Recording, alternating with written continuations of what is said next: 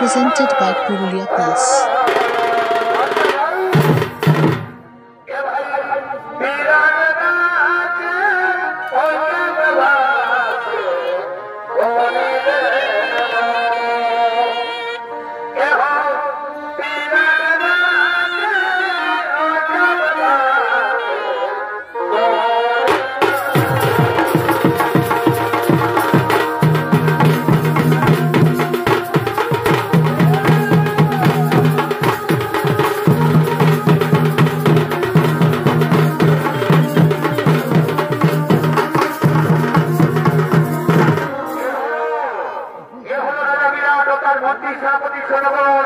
সঙ্গে রয়েছে রুকি কঙ্কা।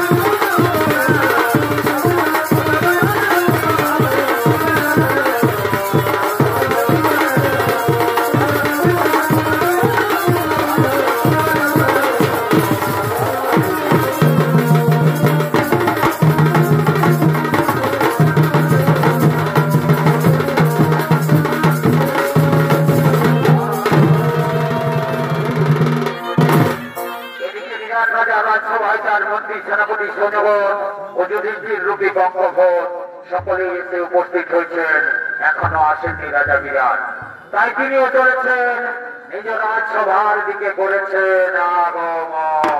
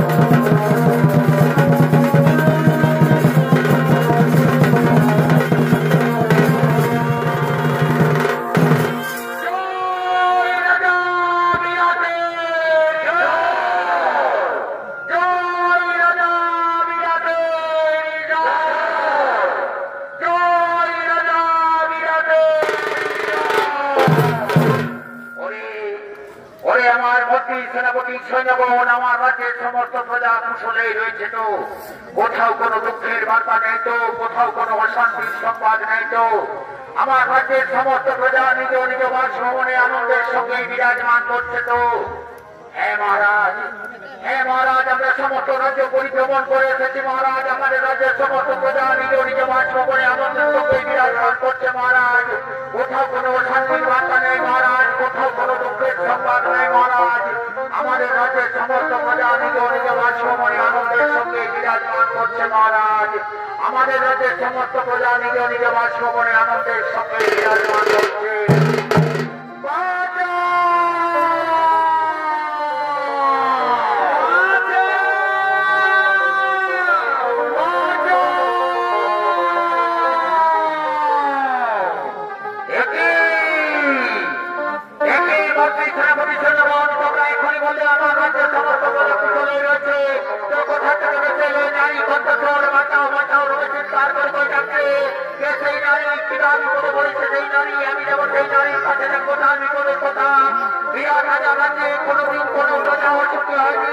আমি দেখবো সেই নারীর বিপদের কথা।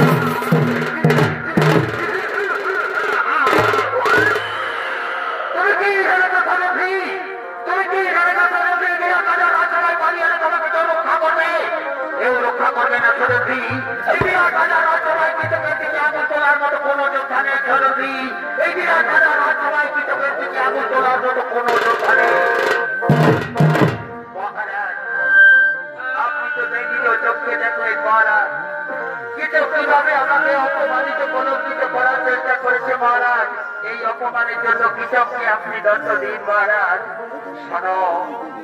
শোনো সৈরন্দ্রী, কৃষকের এই ভুলের জন্য কৃষককে তুমি ক্ষমা করে দাও সৈরন্দ্রী। ক্ষমাই হলো জীবনের মূল ধর্ম, ক্ষমাই হলো মানব জীবনের মূল কর্ম। কৃষকের এই ভুলের জন্য কৃষককে তুমি ক্ষমা করে দাও সৈরন্দ্রী। কৃষককে আমি কিছুতেই ক্ষমা করতে পারবো না। কৃষক যেভাবে আমাকে অপমানিত কলঙ্কিত করার চেষ্টা করেছে তাকে আমি কিছুতেই ক্ষমা করতে পারবো না। এই অপমানের প্রতিশোধ আমি অবশ্যই নেব। আমারও পঞ্চগান্ধর্ব স্বামী রয়েছে, এই অপমানের প্রতিশোধ আমি অবশ্যই নেব। অপমানের প্রতিশোধ নেবে।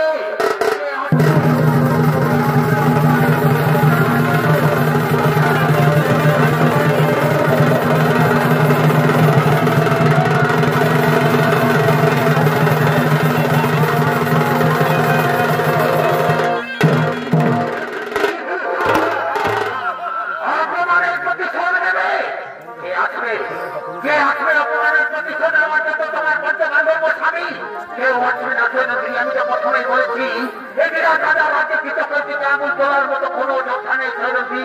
এই বিরাট রাজা রাজ্যে কৃষকের দিকে আগুন তোলার মতো কোনো যোদ্ধা নেই। আমার মনে যখন ধরেছে তখন এক না একদিন নিশ্চয়ই আমি তোমাকে আপন করে পাবো সৈরন্দ্রী।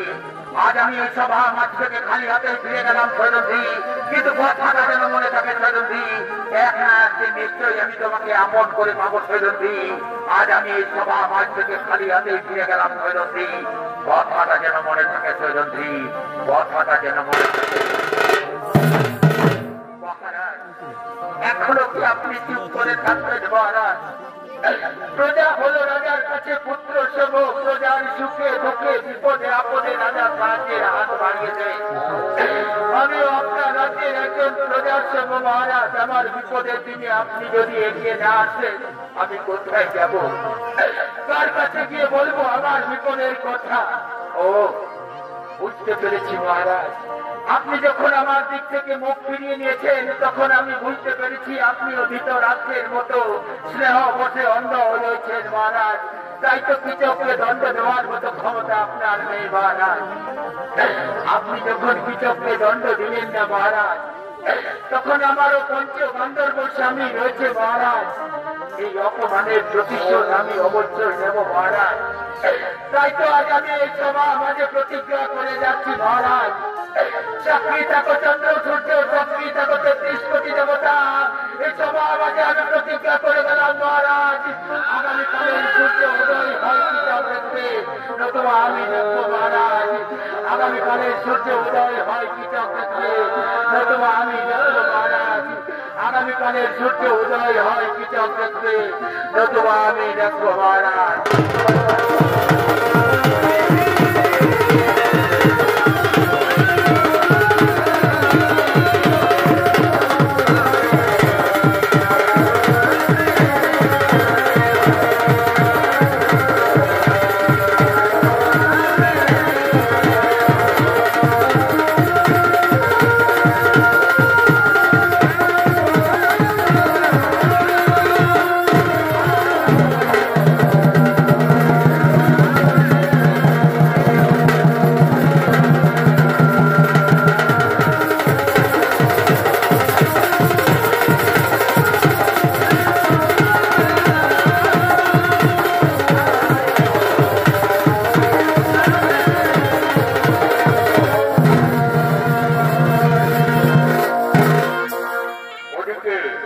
বিরাট রাজা রাজসভা থেকে তার মন্ত্রী, সেনাপতি, সৈন্যগণ এবং রাজা বিরাট সকলে নিজ নিজ আলোয় ফিরে গেলেন।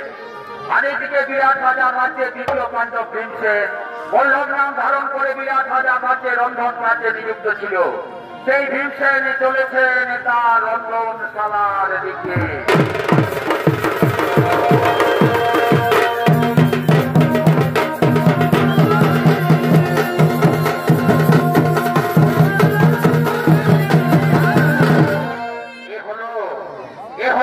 পাণ্ডব ভীমসেন বল্লভ নাম ধারণ করে বিরাট রাজার রাজ্যে রন্ধন কার্যে নিযুক্ত ছিল।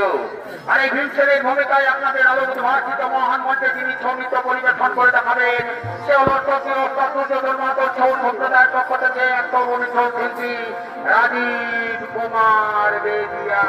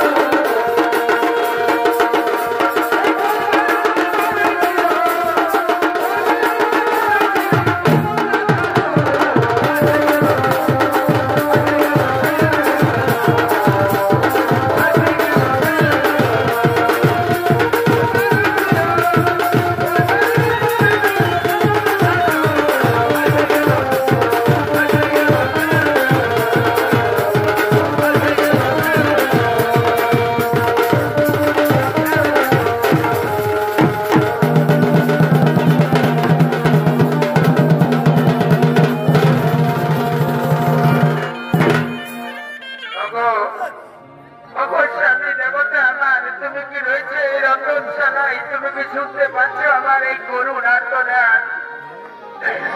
গোস্বামী দেবতা আমার, তুমি কি শুনতে পাচ্ছ না আমার করুণ আর্তনাদ? এই রাতে ভোরে রন্ধনশালায় নারী কণ্ঠস্বর ভেসে এলো। কে সেই নারী? মনে হচ্ছে কোন চির পরিচিত চেনা নারীর কণ্ঠস্বর। আমি যাবো সেই নারীর কাছে। আমি হলাম হস্তিনাপুরের যুবরাজ, কারো বিপদে কোনোদিন আমি পিছপা হইনি।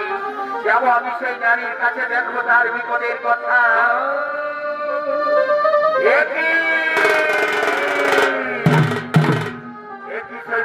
তুমি হঠাৎ করে রন্ধনশালায় ফিরে যাও সৈরন্দ্রী, এই রন্ধনশালা থেকে ফিরে যাও। যদি তোমাকে কেউ দেখতে পাই তাহলে হয়তো আমাদের অজ্ঞাত মাস আর পূর্ণ হবে না সৈরন্দ্রী। আমাদেরকে পুনরায় যেতে হবে মানবর্ষণের জন্য। বনবাসের দুর্যোধনের অভিসন্ধি পূর্ণ হবে সৈরন্দ্রী। গোস্বামী দেবতা আমার, আমি যে ফিরে যেতে আসিনি, আমি যে এসেছি আমার অপমানের কথা জানাতে। তুমি কি জানো না কি মা বাজে কিভাবে আমাকে অপমানিত কলঙ্কিত করার চেষ্টা করেছে? আমি সব জানি, আমি সব জানি সৈরন্দ্রী। কালকেই আমি সব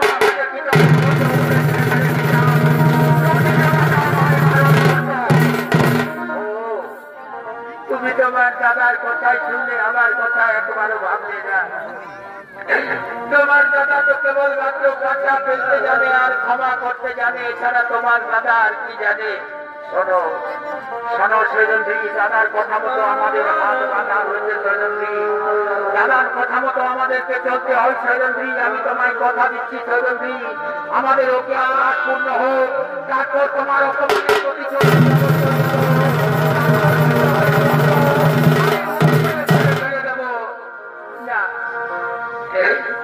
গোস্বামী দেবতা আমার, ততদিনই আমি অপেক্ষা করতে পারবো না।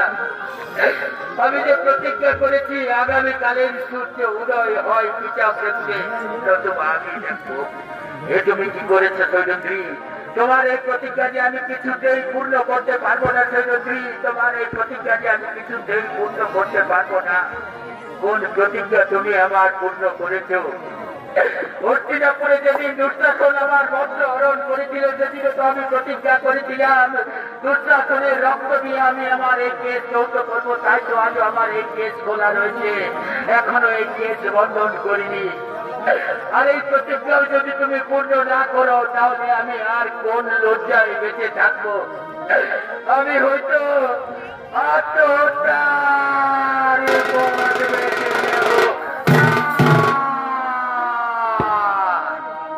সৈরন্দ্রী। আত্মহত্যার কথা তুমি মুখে আনবে না সৈরন্দ্রী। আত্মহত্যা মহাপাপ সৈরন্দ্রী, আত্মহত্যা মহাপাপ, আত্মহত্যা কাপুরুষের কর্ম সৈরন্দ্রী। আমি তো তোমায় কথা দিলাম সৈরন্দ্রী, আমাদের অজ্ঞাত মাস পূর্ণ হোক, তারপর তোমার অপমান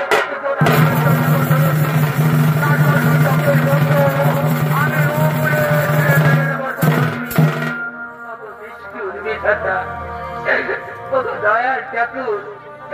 এই অবাধীর কপালে কি তুমি দুঃখ ছাড়া সুখ কোনদিন লিখলে না ঠাকুর? এই অবাধীর কপালে কি তুমি দুঃখ ছাড়া সুখ কোনদিন লিখলে না?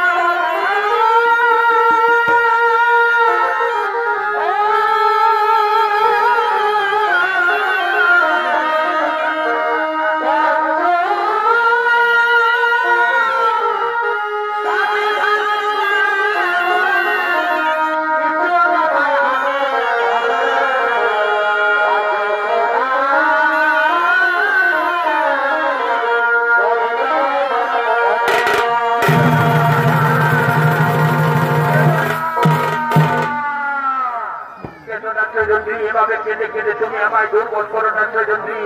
আমি তো তোমায় কথা দিলাম সৈরন্দ্রী, আমাদের অজ্ঞাত মাস পূর্ণ হোক, তারপর তোমার অপমানের প্রতিশোধ আমি নিশ্চয় নেব সৈরন্দ্রী। তারপর কৃষকের বন্ধু আমি উপরে ছিঁড়ে মেরে নেব সৈরন্দ্রী। না। ঠাকুর কত আশা কত স্বপ্ন নিয়ে আমি বর্ষ স্বামীকে আপন করে দিলাম। আমি ভেবেছিলাম আমি হস্তিনাপুরের রাজরানী হব, কিন্তু কি পেলাম জীবনে আমি দুঃখ ছাড়া সুখকে অভাগীর কপালে কোনো দিন জুটবে না ঠাকুর। দুঃখ ছাড়া সুখকে অভাগীর কপালে কোনো দিন জুটবে না।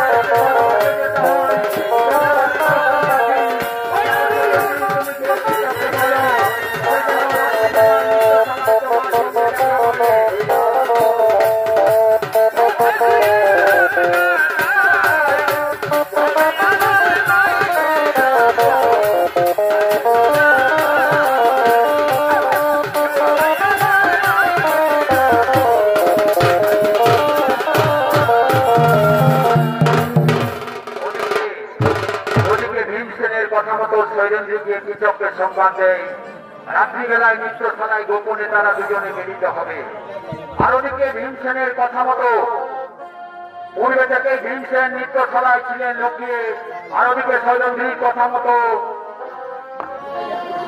ছুটে আসছেন সৈরন্দ্রীকে পাওয়ার আশায় নৃত্যশালার দিকে কৃষক।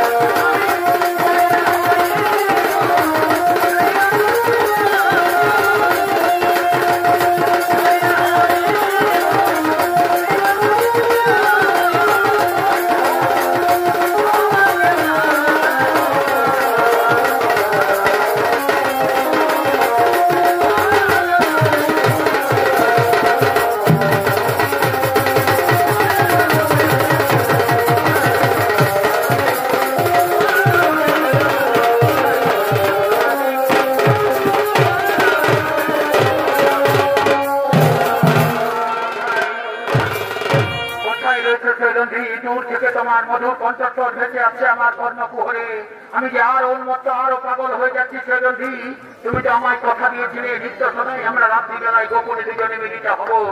ওই নেই সৈরন্ধ্রী, এই নৃত্যশালায় কেউ আসবে না সৈরন্ধ্রী, তোমার পঞ্চগান্ধর্ব স্বামীর ভয় নেই। শোনো সৈরন্ধ্রী, আমি তোমাকে রাজরানী করে রাখবো সৈরন্ধ্রী। এসো সৈরন্ধ্রী, আমার হৃদয় রক্তে ধরা দাও সৈরন্ধ্রী। আসবে না? তবে কি তুমি আমায় মিথ্যা প্রতিশ্রুতি দিয়েছিলে সৈরন্ধ্রী? তবে কি তুমি আমায় মিথ্যা প্রতিশ্রুতি দিয়েছিলে? না না না না সৈরন্ধ্রী, তুমি তো আমায় কথা দিয়েছিলে আমি তোমাকে রাজরানী করে রাখবো সৈরন্ধ্রী। এসো এসো সৈরন্ধ্রী, আসবে না? একই সৈরন্ধ্রী, তুমি এভাবে লুকিয়ে রয়েছো কেন সৈরন্ধ্রী? আমি নিজেই আসছি তোমার কাছে সৈরন্ধ্রী, আমি আসছি সৈরন্ধ্রী।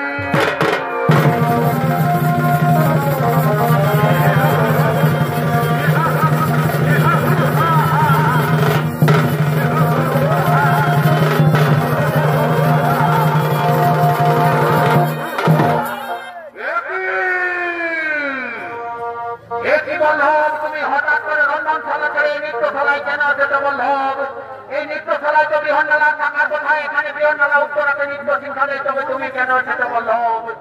এখনো কি তুমি আমাকে চিনতে পারলে না কৃষক? আমি কে?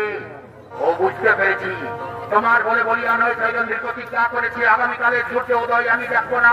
ঠিক আছে বললো, আমাকে যেতে দাও, টাকায় অস্ত্র নিয়ে আসতে দাও, তারপর দেখি তুমি কত শক্তি ধরো না। কৃষক, আজকের রাত্রিতে আমি তোমাকে কিছুতেই এই নৃত্যশালা থেকে বাইরে যেতে দেবো না কৃষক। আজকের রাত্রিতে এই নৃত্যশালাতেই তোমার শেষ রাত্রি হবে কৃষক। আজকের রাত্রিতে এই নৃত্যশালাতেই তোমার শেষ রাত্রি হবে।